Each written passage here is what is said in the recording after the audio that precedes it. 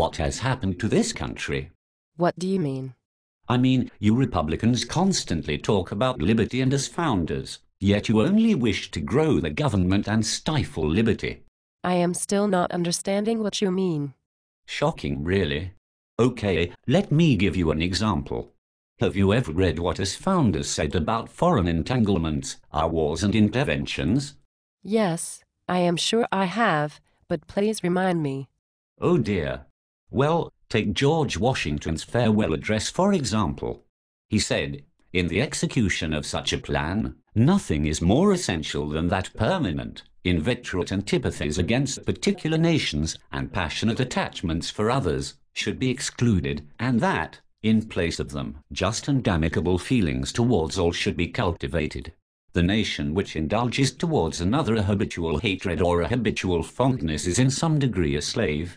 And, when I took office, I said, "Peace, commerce and honest friendship with all nations, entangling alliances with none, I deem one of the essential principles of our government, and consequently, one of those which ought to shape its administration." Yes, but what about 9/11? We were attacked. Even you had to deal with Muslim terrorists during your administration. Really, you should not take the apple and the orange and call them the same fruit. When I was president, we had some issues with Barbary pirates. They were not terrorists but thugs no different than kidnapping for ransom. Also, they did not come over here and attack us. They held ships in their seas for ransom, which we then went and protected via blockade. Notice we didn't not slaughter them and decide to impose our view of a just society on them. Now, as far as 9/11, it was a horrible tragedy, but one easily predicted based on ignoring our advice, which I just reiterated for you. Mr. President, I am a firm believer in Ronald Reagan's peace through strength. President Reagan would have never sat back and let terrorists get away with what they did that day. Do you really believe that? Have you fallen for the painted image of the man, or have you looked at his actions? What did Reagan do when the troops were bombed in Beirut? Beirut. Yes, Beirut. When the troops were bombed in Beirut, Reagan withdrew them. Why did he withdraw them? Oh, forget it. He withdrew them because he knew we had no business being on their lands, and that the result of being over there was the bombing. Ask yourself, when did terrorism begin, or to be more specific, when did they start to attack us? They started under Carter. I'm sure you remember the Iranian hostage crisis. Is that terrorism now?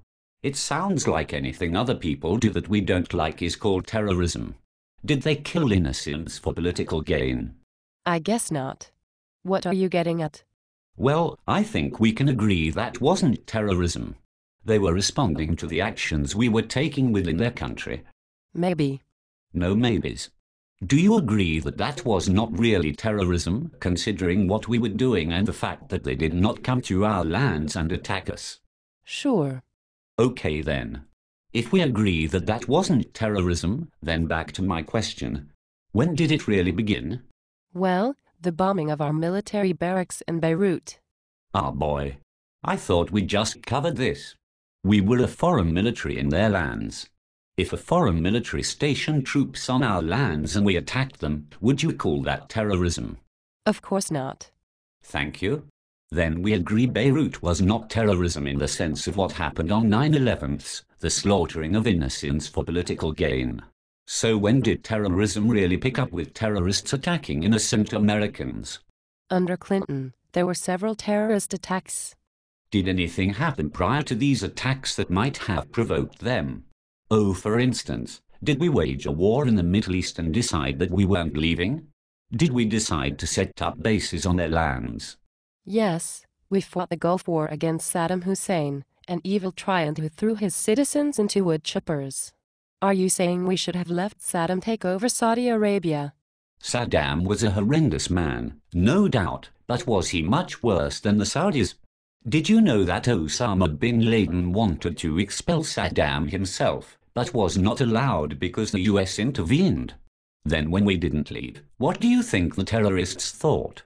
Do you think they thought we were coming as liberators? After all, we were propping up a horrible regime in Saudi Arabia.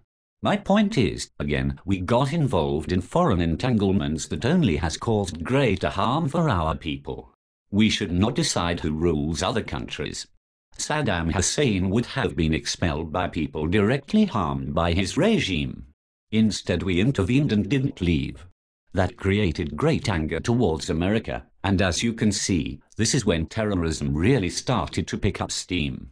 Also, you can see what Washington warned. We have become very much a slave to these policies. Mr. President, with all due respect, it seems like you are one of these blame America firsters. Are you saying the terrorists were justified? My dear, what do you call someone who continues to instigate harm against his neighbors? Is he somehow righteous and the one who points out his mistakes is a self-hating fool? Let me give you an example to see if I can make sense of this for you. Let's say you have a grumpy neighbor.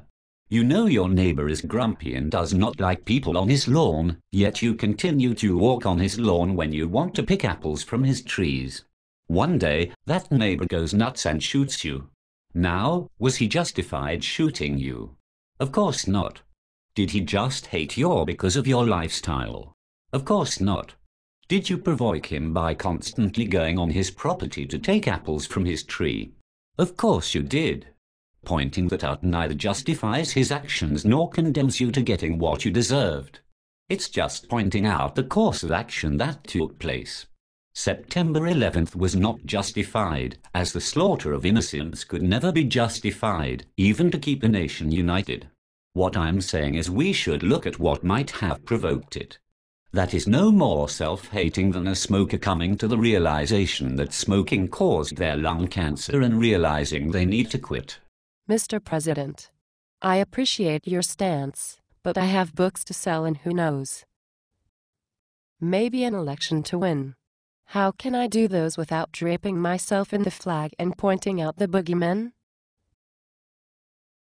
Well, it may be best if you don't get elected considering our conversation today and some of the interviews I've seen with you. As far as the books, I assume you are writing those for money. Looking at your librarian costume, I can think of other ways you can make a killing. Mr. President, how dare you? Just saying,